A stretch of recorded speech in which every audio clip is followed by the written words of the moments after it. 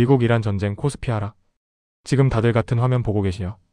전쟁이 왜 터졌냐도 궁금하고 그래서 코스피가 어떻게 되냐는 더 궁금합니다.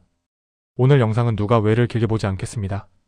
이미 벌어진 뒤 시장이 먼저 반응하는 건 유가 원달러 금리입니다. 오늘은 이 세 개로 지금 무엇을 점검해야 하는지 10분 안에 정리하겠습니다. 오늘 가져갈 건 딱 세 가지입니다. 첫째, 비용 경로입니다. 보험료, 우회, 운송비가 먼저 붙는 구조.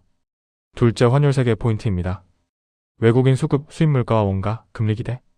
셋째, 반도체가 흔들릴 수 있는 이유입니다. 공장 문제가 아니라 돈의 조건이 바뀌는 문제입니다. 오늘 세 가지만 챙겨가시면 됩니다. 도움되시면 좋아요, 다음 정리는 구독으로 같이 보겠습니다. 바로 시작합니다. 전쟁 뉴스의 핵심은 봉쇄라는 단어보다 비용입니다. 시장은 전쟁 장면보다 길목을 봅니다. 호르무즈 같은 통로가 흔들리면 공급이 끊기기 전에 먼저 비용이 붙습니다. 핵심은 완전히 막혔냐가 아니라 비용이 얼마나 빨리 붙느냐입니다. 보험료가 오르고 우회가 늘면 운송시간이 길어지고 운송비가 늘죠. 그 비용이 유가의 프리미엄처럼 붙습니다. 정리하면 이 순서입니다. 해상 위험이 커지고 보험료와 우회와 운송비가 오르고 그 비용이 유가에 반영됩니다. 오늘은 흐름만 보겠습니다. 유가 원달러 금리입니다. 유가는 비용의 흐름이고 원달러는 수급의 흐름이고 금리는 밸류의 흐름입니다. 중요한 건 숫자 맞추기가 아니라 흐름입니다. 유가가 오름세인지 원달러가 강세인지 금리가 쉽게 내려갈 분위기인지 세 흐름이 한쪽으로 같이 쏠리면 코스피 변동성은 커질 수 있습니다. 유가를 주유소로만 보면 놓치는 게 있습니다. 시장에선 유가를 금리 흐름과 연결해서 봅니다. 유가는 물가로 번지기 쉽고 물가 압력이 커지면 금리를 내리는 속도가 늦어질 수 있습니다. 비유로 딱 하나만 하겠습니다. 금리는 대출이자입니다. 금리가 높은 상태가 오래가면 가게도 기업도 이자 부담이 계속됩니다. 그래서 유가는 단순 기름값이 아니라 금리나 속도를 늦출 수 있는 스위치가 됩니다. 이제 원달러 이야기로 가겠습니다. 원달러 1470에서 1500 같은 숫자가 거론될 때 코스피는 보통 세 곳이 같이 반응합니다. 첫째, 외국인 수급입니다. 외국인은 달러 기준 손익을 봅니다. 원달러가 강세면 대형주 수급이 흔들릴 수 있습니다. 둘째, 수입 물가와 원가입니다. 달러로 사오는 원자재와 에너지는 원화 결제액이 늘어납니다. 유가와 환율이 같이 오르면 비용 부담이 이중이 됩니다. 셋째, 금리 기대입니다. 환율 약세가 길어지면 수입 물가가 올라 물가로 번질 수 있고 그럼 금리 인하가 늦어질 수도라는 기대가 커질 수 있습니다. 정리하면 환율은 수급과 원가와 금리 기대를 같이 흔듭니다. 이제 반도체입니다. 중동 이슈면 원유 얘긴데 왜 삼성전자와 하이닉스 같은 반도체가 같이 움직이냐? 질문이 많죠? 핵심은 이겁니다. 반도체는 코스피에서 무게가 큰 대형주입니다.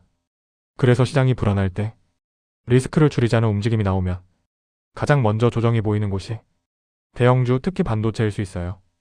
현금을 만들기 쉽고 거래도 많으니까요. 이걸 3단계로 아주 쉽게 보겠습니다. 첫째, 금리입니다. 유가가 오르면 물가 부담이 커질 수 있고 그러면 금리를 빨리 내리기 어렵다는 분위기가 생길 수 있습니다. 이때 시장은 미래 기대가 큰 주식을 먼저 줄이려 하고 반도체나 AI 쪽이 여기에 걸릴 수 있어요. 회사 문제가 아니라 평가 기준인 금리가 바뀌는 겁니다. 둘째, 환율입니다. 원달러가 강해지면 외국인은 달러로 환산했을 때 수익이 줄 수 있습니다. 그래서 대형주 비중을 잠깐 줄이거나 관망할 수 있고 코스피 비중 큰 반도체가 체감상 더 크게 흔들려 보일 수 있습니다. 셋째, 수급입니다. 뉴스가 커질수록 시장이 공격이 아니라 방어 모드로 바뀌는 순간이 있습니다. 이때는 개별 기업 뉴스가 없어도 포지션을 줄이며 현금이나 방어 자산으로 옮기는 움직임이 먼저 나와요. 반도체는 코스피에서 크고 비중이 높아 그 조정이 먼저 보일 수 있습니다.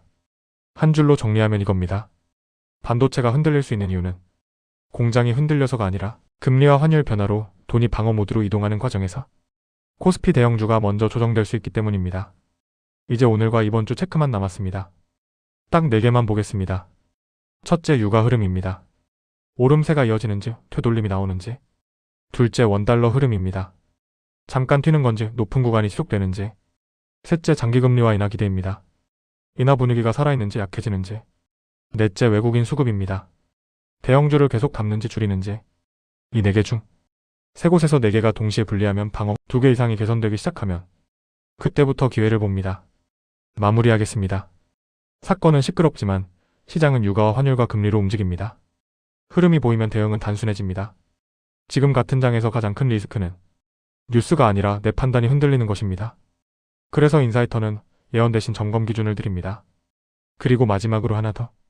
요즘 시장에서 삼성전자와 SK하이닉스가 향후 1, 2분기 정도는 우호적일 수 있다는 평가가 나오는 배경은 AI 관련 수요가 이어지고 메모리 가격 협상 분위기나 제품 믹스가 좋아질 거라는 기대가 남아있기 때문입니다.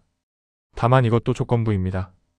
유가가 다시 급등해서 물가와 금리 흐름을 흔들지 않는지, 원달러 강세가 길어지지 않는지, 그리고 외국인 수급이 대형주에서 유지되는지, 이 세 가지가 버텨주면 우호 시나리오 쪽 확률이 커지고 반대로 흔들리면 단기 변동성은 커질 수 있습니다. 시장은 늘 혼란을 지나 규칙을 만들고 규칙이 보이는 순간부터 기회는 운이 아니라 준비한 사람의 몫이 됩니다. 인사이트와 함께하세요.